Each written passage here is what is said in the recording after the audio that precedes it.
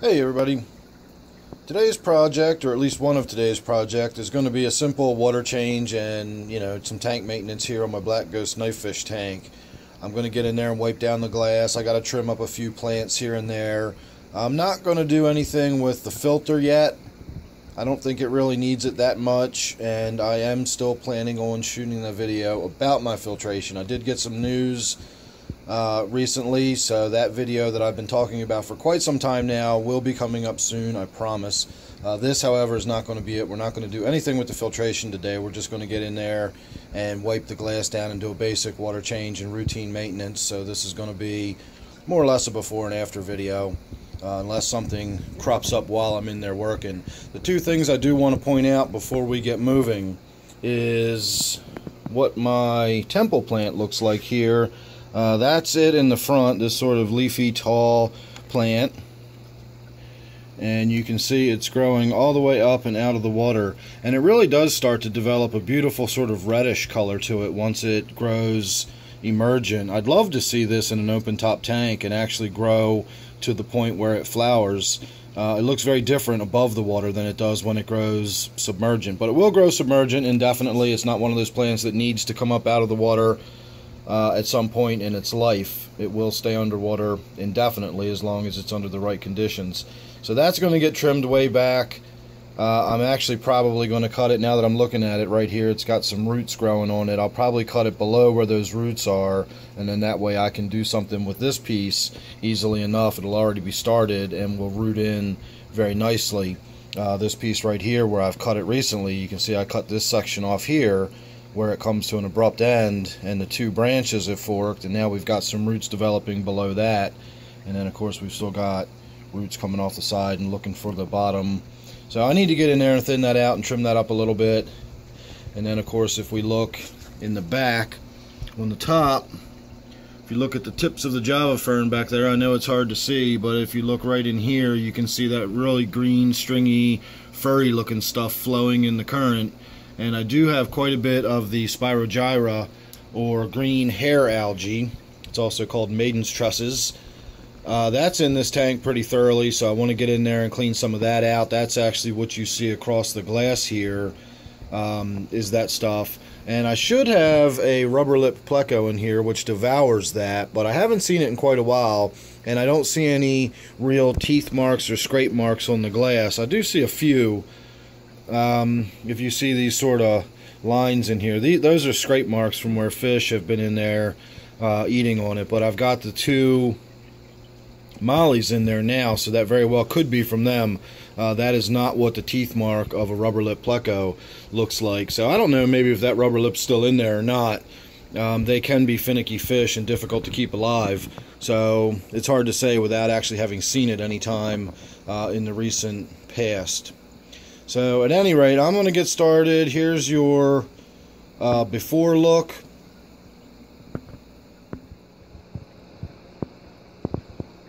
And there's your after. So once again, quite a difference. A simple water change and a little bit of plant removal does. Believe it or not, I really didn't take that much out of the tank.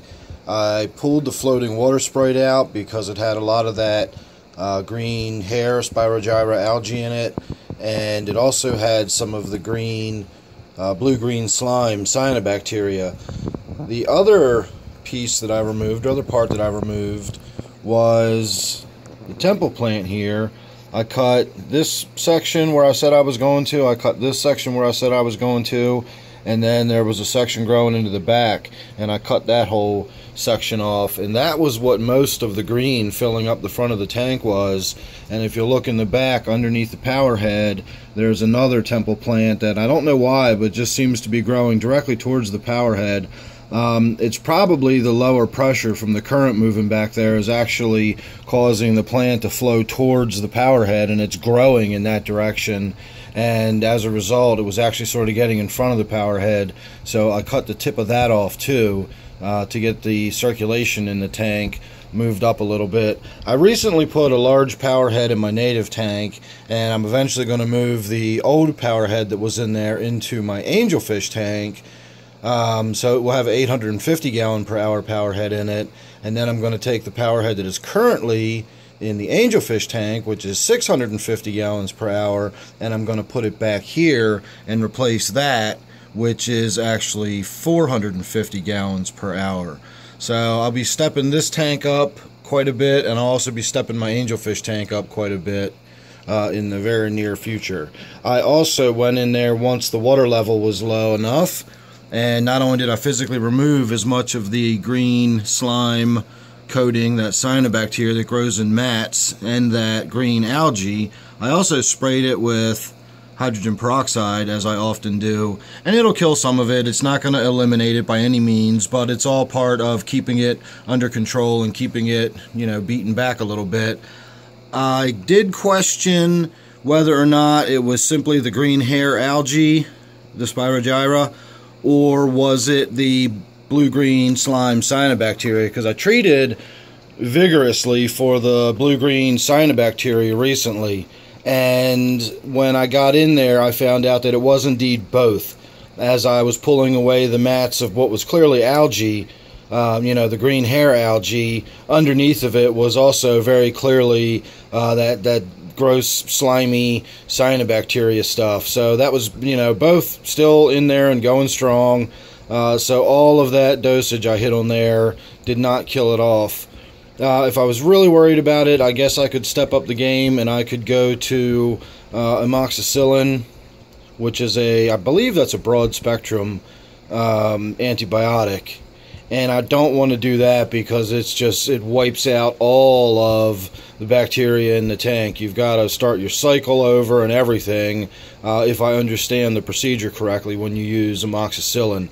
So I'm not that worried about it. I've been dealing with it for years, and as far as I'm concerned, this is not an unattractive tank, so I'm okay with it. It doesn't bother me at all. I don't mind seeing some green shaggy stuff growing in my tanks here and there.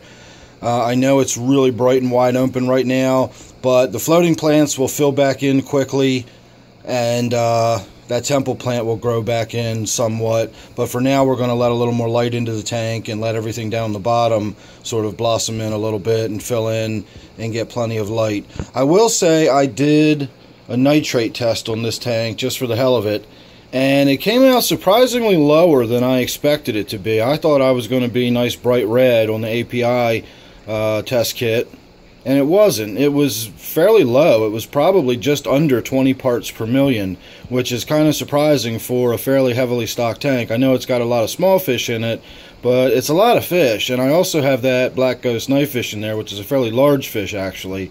So for a 40-gallon tank, there's enough bioload in there that I was kind of surprised at how low the nitrates were. I have been asked about testing and what kind of testing I do and how often and what I test for and so on and so forth. And I am going to do a video about that here really soon. Sorry, I'm getting distracted by these mollies. I just love it when that silver molly sticks that fin up in the air like that. The thing's got to have some sailfin genetics in it to get that fin like that. Absolutely beautiful fish. But at any rate, I will be shooting a video here very soon about that. I have so many videos I want to shoot, and I have so many videos that people want me to shoot, and just limited time. I'd be cranking out, 5 a day if I did all the videos I want to do. So be patient, hang in there, make sure you're subscribed. That way you won't miss any of them when I do get them out coming up. I also want to do a video about my water system and why my water is the way it is very soon. So look forward to that as well. This is my black ghost knifefish tank. Thanks again for watching. Hope you enjoyed. I'll see you real soon in the next one.